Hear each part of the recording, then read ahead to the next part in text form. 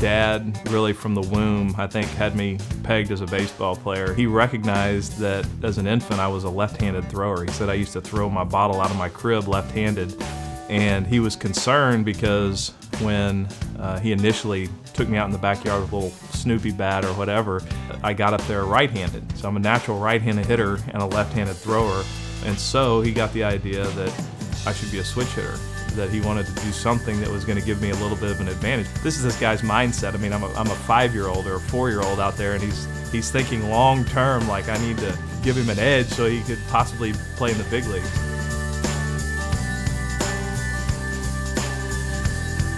Coach Graham's tough. One time in particular, I mean, I was crying, because he was so hard on me. And when I talk about my baseball career, the two guys that I give the most credit, my dad, number one, for sort of teaching me the game, but then I give Coach Graham another half of the credit for making me mentally tough. It was my sophomore year. We had a guy come into the program. His name was Jake Baker, and he was fun to hang out with, so we became fast friends. But the more I got to hanging around Jake, the more I realized there's something different about this guy.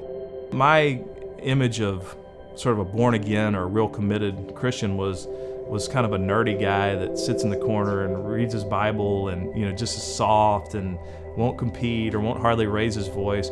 But this dude blew that out of the water. He wasn't soft at all. But here's this guy that's a true man, and yet he loves the Lord, and you could tell it in everything he did. And so through him and through our relationship, the Lord started working on my heart.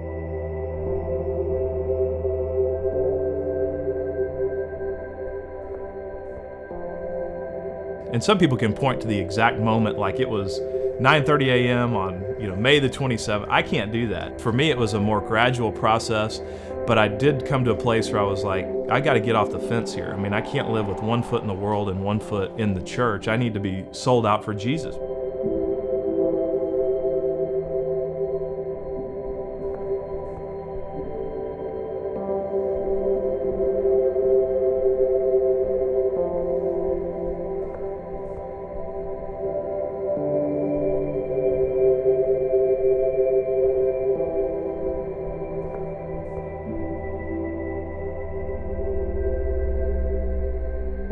I'd been in Houston for 11 years, then having to go to a new place, especially New York, and trying to learn the ropes and come into a new team. The first 2 weeks after I got traded over there, I had to fight back tears just about every day. There were plenty of times during that thing where I was thinking, man, if I could just get to the end of the season, I'll never play again. I tend to link my performance on the field with my worth in general. And so when I'm not playing well, I tend to get into a real dark mood, and it affects my relationship with my wife, and I'm not as effective as a father, and I'm certainly not as good a teammate, and it's a real struggle for me to fight those highs and lows.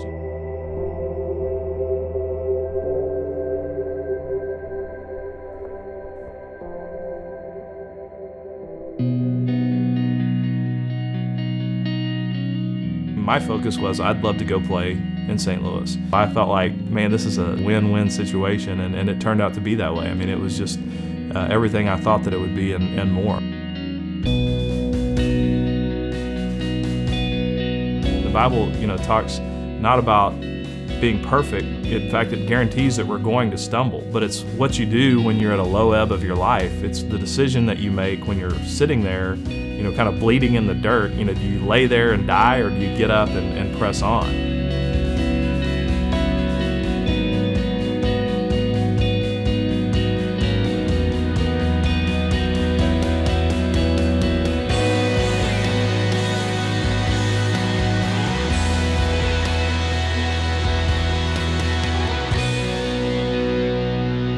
You look at the life of Jesus in the Bible, God is that man alive today, and the same life that Jesus demonstrated is available to all believers.